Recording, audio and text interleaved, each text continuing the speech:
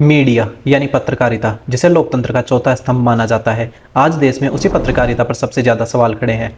लोग पत्रकारों के लिए गोदी मीडिया और चमचे जैसे शब्दों का प्रयोग करते हैं, जो यह दर्शाता है कि पत्रकारों के लिए लोगों के मन में विश्वास कम होता जा रहा है। लोगों को लगता है कि पत्रकार का किसी एक पार्टी की ओर झुकाव है। कुछ पत्रकार एक पार्टी के पक्ष लेते भी नजर आते हैं। तो क्या वास्तव में ऐसा होता है?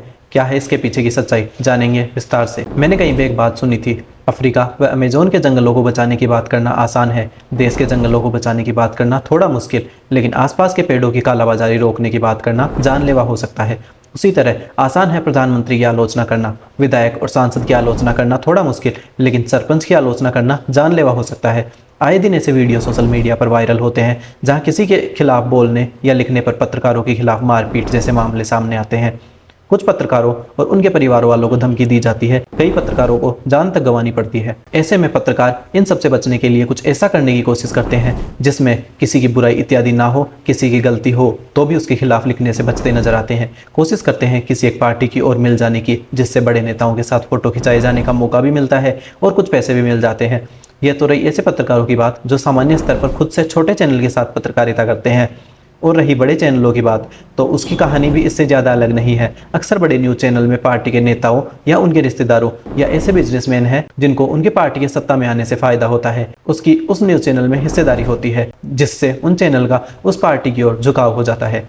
किसी पार्टी के जीतने से बिजनेसमैन को कैसे फायदा होता है, यह भी एक महत्वपूर्ण विषय है और इस पर फिर कभी जरूर बात करेंगे। न्यूज़ चैनलों का अन्य कारण है कि न्यूज़ चैनल के बीच में एड के लिए जो पैसा दिया जाता है वो अन्य कैटेगरी की तुलना में बहुत कम होता है। इसलिए जब भी सरकार कोई नई योजना लाती है तो लोगों को योजनाओं की जानकारी देने के लिए इसका एड करना होता है। इन योजनाओं में एड के नाम पर सरकार इन न्यूज़ चैनलों को पैसा देती है। इसीलिए आपने देखा होगा कि जो न्यूज़ चैनल सत्ता पक्ष की जितनी ज़्यादा तारीफ करता है, सरकारी योजनाओं के एड उनके चैनल पर उतने ही ज़्यादा आते हैं। तो बचे हुए का इस तरह से सत्ता पक्ष की ओर झुकाव आ जाता है और जैसे ही सत्ता बदलती है वैसे ही उनका झुकाव दूसरी ओर हो जाता है। तो सवाल अब यह उठता है कि क्या लोकतंत्र का चौथा स्तंभ हमेशा इसी हालत में रहेगा?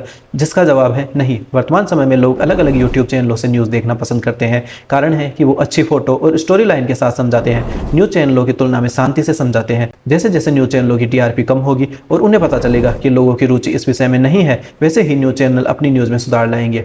अब रही मुख्य बात कि सही न्यूज़ कहाँ से ले, तो वास्तविकता यह है कि आपको न्यूज़ को फिल्टर और क्रॉस चेक करना आना चाहिए और हो सके तो केवल न्यूज़ पढ़े और उसका सार खुद निकालने की कोशिश करें, क्योंकि अक्सर बड़ी यूट्यूब चैनल बिना किसी पार्टी का नाम लिए पार्टी की विचारधारा आपके दिमाग में डालने की कोशिश करते हैं। तो किसी भी बात को मानने से पहले क्रॉस चेक करें, उस पर भली भांति विचार करें और इसके बाद ही उसे माने। तब तक के लिए इतना ही। मिलते हैं किसी नए दिन नई बात के साथ। तब तक के लिए जय हिंद, जय भारत।